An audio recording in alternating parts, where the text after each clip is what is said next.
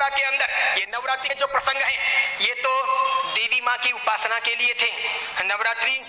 पवित्रतम रात्रियां कही जाती है, पवित्रतम दिन कहे जाते हैं। ये आसो जो चैत्र महीने में आती है ये साधना के लिए, मंत्र साधनाओं के लिए, ब्रह्मचर्य के लिए, सत्य को प्राप्त करने के लिए, इष्ट की सिद्धि के लिए, अंतरतम की शक्तियों को जगाने के लिए, कुछ अच्छा हासिल करने के लिए होती हैं। समझदार हिंदू और समझदार जैन श्रावक श्राविका और समझदार हिंदू और समझदार जैन साधु संत इन दिनों में साधना में बैठते हैं, मौन रहते हैं, ब्रह्मचर्य का परिपालन करते हैं और आगे बढ़कर के शक्तियों को साधते हैं। उस जमाने में देवी माता की आरती करना, घट स्थापना करना, देवी माता को रिझाना और पुरुष एक तरफ महिला एक तरफ, महिलाओं की जगह में पुरुष की जगह में देवी माता को बीच में रख करके मात्र उनके हाथ से गरबे लें और इस प्रकार उनकी भक्ति करें, ये परंपरा थी नवरात्रि की। उसके बाद में मात्र गुजराती स्टाइल में डांडिया आए थे, तो बहनें बहनों में खेलती, बीच में देवी माँ की स्थापना की जाती, पुरुष में खेलते और इस प्रकार नौरते रखते, नवरात्रि पालते, खान पान का ध्यान रखते। उन दिनों में कोई शराब नहीं पीता, गुटखे नहीं खाता, चाय तक नहीं पीता, व्यसन नहीं करता, अलग अलग शयन करते, पति पत्नी अलग अलग रहते, ब्रह्मचर्य की साधना करते, संपर्क नहीं करते, शुद्धता प्राप्त करते और इतने सारे भोग विलास की जिंदगी के बीच में, इतने सारे विषय वासनाओं के बीच में कोशिश करते कि कुछ दिन पवित्रता के साथ बिताएं ताकि देवी माताओं के सानिध्य प्राप्त करके हम शक्ति संपन्न बन सके, उनके आशीर्वाद अपनी जिंदगी में फल सकें। गरबे गई, फिर डिस्को आया, नाना प्रकार के धुनें आई, नाना प्रकार के गायक आए, कई कंपनियां, कई संस्थाएं इसमें कूदी, कई सारे लोगों ने धन कमाना शुरू किया, छोटे बड़े ये डांडियों के अलग अलग कार्यक्रम होने लगे, सब लोग ललचाने लगे। देवी माँ एक तरफ रह गई, देवी की साधना एक तरफ रह गई, नवरात्रि की पवित्रता एक तरफ रह गई, घट स्थापना एक तरफ रह गई, गरबे लेने का भाव एक तरफ रह गया, आरती और देवी माँ को रिझाना, मातृ शक्तियों को प्रेरित करना, ये सब एक तरफ रह गया। आज डांडिये खेलने वालों में से किसको पता है कि साधना क्या है, ब्रह्मचर्य क्या है, ये क्यों है नवरात्रि, इसका हेतु क्या था, इसका रीजन क्या था, ये क्यों खेलनी चाहिए या नहीं खेलनी चाहिए, तो क्यों नहीं खेलनी चाहिए। मेरा ही नहीं, भारत के कई सारे अखबारों का,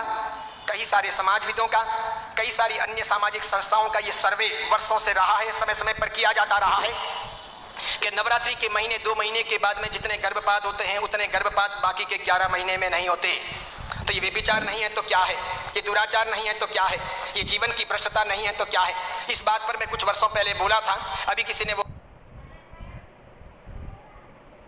वीडियो वायरल कर दिया और उस वीडियो को लेकर के अखबार ने लिखा, मैंने कहा जो सच है वो सच है कि हम अपनी साधनाओं को बचाएं, बेच ना दें। हिंदू धर्म की परंपरा हो कि जैन धर्म की परंपरा हो, कोई भी उत्सव महोत्सव हो, मैंने समय समय पर यह भी कहा था गणपति अगर हिंदू धर्म के देवता हैं और गणपति के महोत्सव अगर मनाए जाते हैं या उनका आराधन अगर किया जाता है तो उसमें कहीं जुआ नहीं खेलना चाहिए, शराब नहीं पीनी चाहिए, गणपति के नाम पर तमाशे नहीं करने चाहिए, लड़कियों के साथ में नाच गान नहीं होने चाहिए, गणपति लड़कियों को छेड़ने के लिए महोत्सव के तौर पर नहीं आ रहे, लड़कियां अपनी जगह पर हो, पुरुष अपनी जगह पर हो, वहां शराब नहीं पी जानी चाहिए, उनके पैसों का प्रपंच नहीं होना चाहिए, गणपति को सेलेबल नहीं बनाया जाना चाहिए। हिंदू धर्म अगर इन चीजों को नहीं संभालता है तो धीरे धीरे भारतीय संस्कृति का विनाश होगा।